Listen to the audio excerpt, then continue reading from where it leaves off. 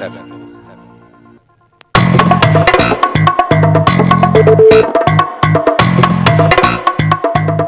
there has been change in these last 16 years is something which is self-evident. You only need to go out, you need to roam around in India today, you need to see everyone using their mobile phones, you need to see those shining new buildings coming up, you need to see that 9%, 10% economic growth rate. You know that change there has been, and there has been considerable change. But at the same time, it's also equally self-evident that more change is required. Is this change irreversible? Are the good times irreversible, or are they not? I think that's still a question that has to be asked. More reforms definitely required. Will we be able to get them? Will there be that additional change, or is the politics of it all going to slow us down? Because Mr. Chidambaram did ask that question, why are we not being able to get fast enough reform? And I think most of us would feel that perhaps it is the politics of it that is preventing us from doing that. But with a panel like this, I think it's my duty to stop talking as soon as I possibly can and get to the panel. And that's particularly my duty because we do have Mr. Chidambaram who's going to be kicking off the entire discussion, and perhaps I can persuade you to act as co-moderator for the rest of the evening, which would be an absolute pleasure and a privilege. So why don't I turn to you first and ask you to initiate the dialogue. Well, everyone here has been at some time or rather a change agent. Only one among them was from within the government. So I think Arun should have the first opportunity. Politicians have splintered the electorate so much that we now have splintered legislatures. In Lok Sabha we have 39 political parties. In the government we have 14 parties. In India probably we had 15 or the same number. And that means that everybody has enough power to block everything, and very few people and very few groups have enough power to force everything, to seize that opportunity, as you rightly said. I think that's the politics of change. Mr. Ambani, let me turn to you. The politics of change. There's sometimes a feeling that it becomes the politics of inaction, not so much the politics of change. The politics actually holds up what we really need so much in this country. And if there is this next wave of change that has to come, we've got to figure out what we're going to do with the politics of the country. Well, it's like, to my mind, we must be proud that we are a democracy. We must be proud that in India we've got our 100 crore people and governments change without bloodshed. And each one of us should not criticize the freedom that we've got. It's very easy to criticize politics. But when you then start thinking about change, right, just around this panel, you have people, right, who with their individual initiatives have changed India. Talk about Pranay, and there is politics around all of that by saying that will we have a TV channel. Like we grew up in times where TV channels meant only government. And I think that you need entrepreneurs to prove to the people that there can be business models that actually is good for everybody.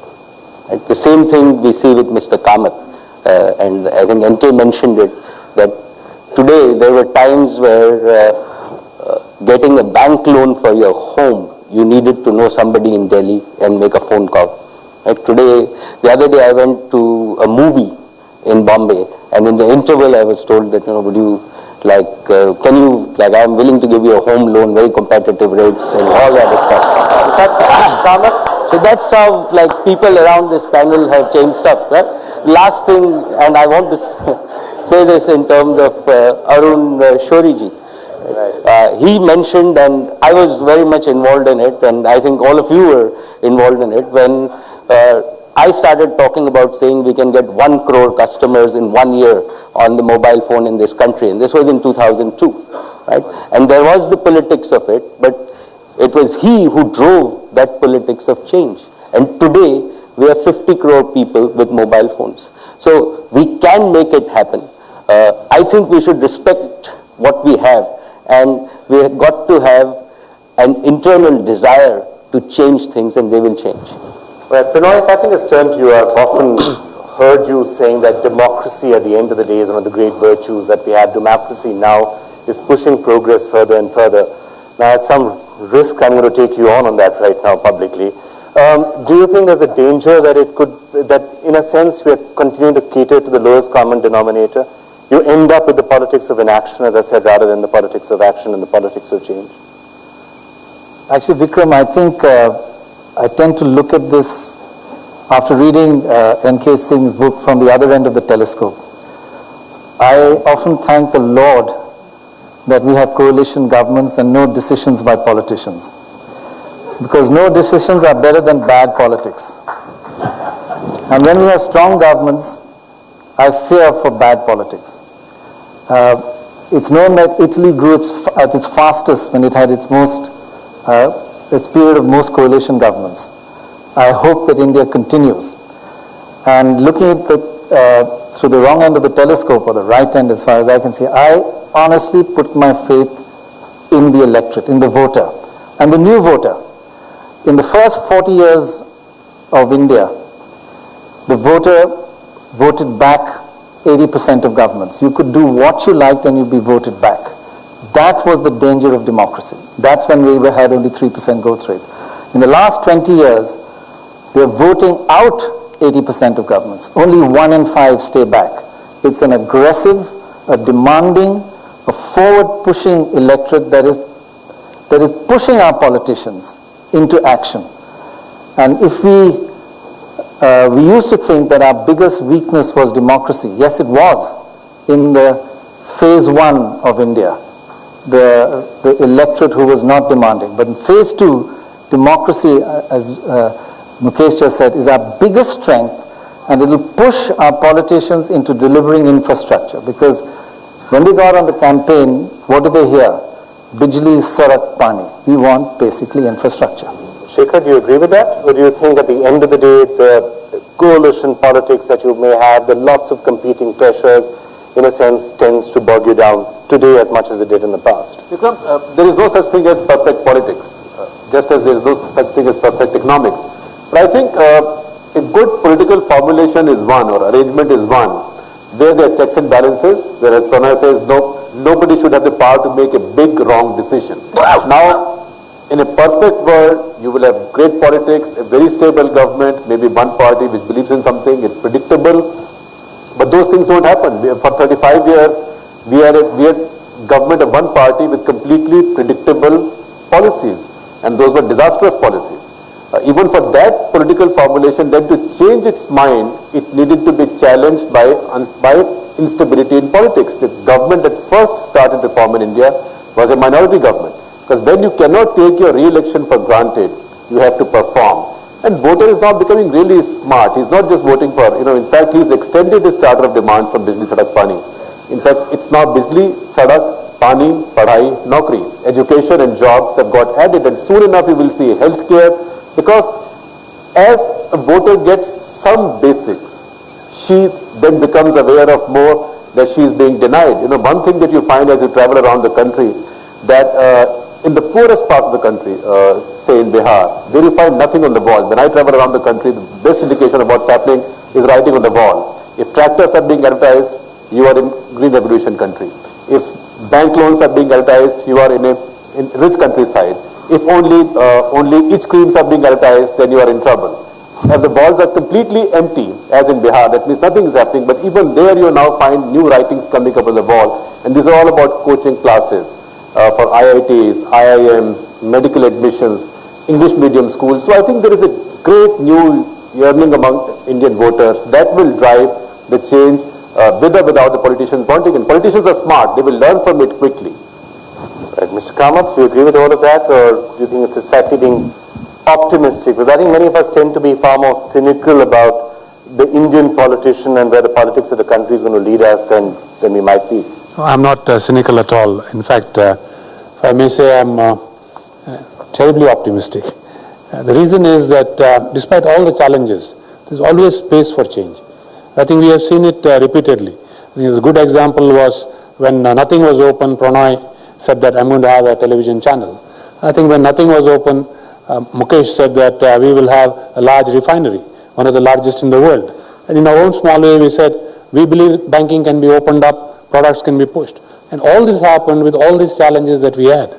I would only like to add that if you can combine political entrepreneurship with bureaucratic entrepreneurship, miracles can happen.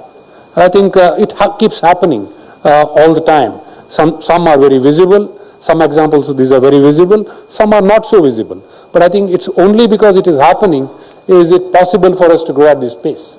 If it was not happening and things were in a state of logjam, we would not have grown at 10% or 9% heading to 10%. So clearly, I think we can be optimistic. NK, you were saying a short while back that it is the few who tend to dominate the many, and they tend to hold it up. And let's face it, that's what many people feel is happening with this government as well, rightly or wrongly. Well, I think that I do believe, and I have been saying so and writing so, that whereas I agree with Prannoy that prima facie there is no reason why you cannot get long and deep reforms even in coalition government, this does not automatically happen. I think, Prannoy, it happens when the coalition partners are participating entities within the cabinet. Very deep reforms were made at the time when Mr. Chidambaram was the finance minister in a kind of a coalition government. There were successive coalition governments. It was rightly pointed out that it was a minority government which began very far-reaching reforms in 1991. But when you have a situation, when you have actors who wield enormous power without responsibility and are outside the framework of cabinet accountability, I think the picture then becomes more confused. So, Chidambaram, you want to step in on that note? Well, I don't think it's right to dismiss a party or a group of MPs just because they espouse policies or views which are contrary to yours. They have been elected on that plank, and they are being elected to espouse that plank, and I think they're entitled to espouse that plank. So we can't be dismissive of that. The point is, given the fact that the people have elected X number of MPs who hold a particular view, which is different from the view you hold, how do you create the space by which you can accommodate them and still get on with the job? Despite their opposition to some policies, there have been some revolutionary changes made. Now let me mention just one. VAT bill was passed by the, VAT was proposed by the NDA government. They just could not take it forward for 4 years. We got VAT done in exactly 1 year. FRBM bill was passed by the NDA-led government. They did not have the courage to notify it. We notified it within 2 weeks of the government coming into office. So I don't think everything is stopped. But there are issues on which they hold very strong views. They have very strong views on disinvestment. They have very strong views on opening the financial sector, banking, insurance, pension. They have very strong views on labor reforms. And they have very strong views on subsidies. The point is, how much space can the government create for itself to accommodate as much of their views as possible, yet take the reform process forward?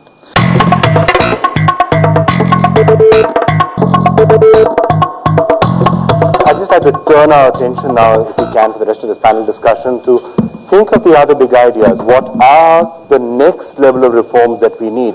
We've had a certain amount of change. We are seeing this growth. Is this irreversible, or can it still go sour? And we've seen the Indian example from cricket matches that you can still lose a game that's looking fairly won. So is it irreversible, or is it not irreversible? And if there is still something that needs to be done, what needs to be done? If I can ask each of you perhaps to list what you think is the single biggest item of reform that is still required, and then maybe you can spend some time figuring out why it is being held up. Shekhar, should we start with you and come this way? One reform which is possible to do under any political formulation is just shrinking of the government. That's a process that had carried on for some time, but has now lost momentum. You find even today, we don't have to queue up for a scooter or a gas connection or a phone, but in so many ways, the citizen is still, we are still a colony of our state. Okay, so that has to lessen a great deal, and that's a reform. Education is a big area. Today your children get 93%, 94%, 95% can't get into a college. Okay, shrink the government, worry about education. Mr. Shourie, your big ideas? I think we fail to notice that in many ways action has shifted to the states, and therefore we should strengthen that process. In many reforms, it is the case, as you said about 65 MPs or others, that because everything can be blocked at the level of the general policy for all of India, when the policy has been changed, shift that responsibility to the states, so that in education policy, let any state government proceed and say, yes, there will be private universities, there will be this, that, and the other, and that will really provide the incentive and it will legitimize reform in other places. So I think that opportunity we should seize. All right. Start focusing a little bit more on the states. Pranay, your big idea? I think basically I would actually change the title of this for the future, that no politics brings change. I would rely on the people of India and not on politicians. When anybody comes to visit us and they say, we'd like to meet this minister, that minister, I feel they're looking at an early India. I say, don't go meet them. Meet the private sector. Go to Infosys, go to Wipro, go to where India is happening. Go to see the projects that Reliance builds up. That's India. Don't go see the ministers. That was phase one India. I mean, there is an estimate now that we are like 50-50 private sector, 50% public sector. And the private sector is growing at 14% and the public sector is growing at 2 to 3%. That's how we're getting our 8%. So rely on the people, rely on the youngsters. When people come and train youngsters at NDTV, they are bowled over. They say nowhere else in the world do they find such hunger, such intelligence as our young people. Rely on them and rely on our voters. And for one big idea for the government, I would say, I totally agree, make yourself irrelevant, number one, and if you're going to do anything, think of a big idea. Look at your foreign exchange reserves. Are we making achar with it? China used $80 billion of their foreign exchange reserves. That's when they had only about 400 billion. Why can't we use 20 billion and tackle the one big problem that's staring us in the face? $20 billion to solve our water problem, because that's going to be a big problem 10 years from now. I know there are differing views on whether you should use foreign exchange or not, but never talk to economists. You'll have 15 different views. Mr. Ambani, you next. The consumer today wants instant gratification. If I then take it to politics, so the people's expectations are that while I like promises, I want instantaneous performance. And then if you convert that to one, so instantaneous performance is what every, so if you go and say, I'll do this and take 5 years to do, people are no longer willing to wait. If we take this logically forward, it's empowerment. And I think what I heard here, when you talk about governance or we talk about smaller states, in fact, I always have a hard time that how can you run a state of 100 million people, right? That I question myself that can anybody run a state of 100 million people and still provide the service? And think through, at the core is empowerment. How do we really empower it? So figure out empowerment. It's figure empowerment. out a way of getting benefits to the people who really need it. That is and how do and make sure that you're having smaller administrative units, preferably, to make sure you have better governance. Mr. Kamath, your big idea, your big reform, which you would introduce if you had the chance. I think connecting markets is still not got fully right. Rural markets to where there is purchasing power today, and then transfer that purchasing power to rural markets. I think there are still, if you look at deeply, several impediments there which need to be worked on. I think once these get resolved, these markets probably will get connected in a much more seamless manner. I think that's what I'm sure Mukesh is also looking at in what he's trying to do in the retail space, as are several people. And once you do that, the market economy takes over. I think it's just debottlenecking these. And to me, that will certainly probably give us another 2% or 3% spurt in growth. But it will take a little bit of time. But it can fall in place. M.K. Singh? I think that I agree with most of what has been said. Certainly the area of human resource development and skill management, particularly employment-based skill management, which allows low-skill employment to take place through changes in education policy, would be very high on my agenda. And I think that if all these things are being in a position to be combined, and of course what Mr. Kamath said, that the market-based linkage providing the synergy, I think that we will be certainly making the foundations for a better India. I'd like to thank all of you so much for joining us in this special panel discussion. Mr. Finance Minister, it's great that you stayed on with us all through this debate. I'd like to thank all of you as well for continuing to listen to us so patiently.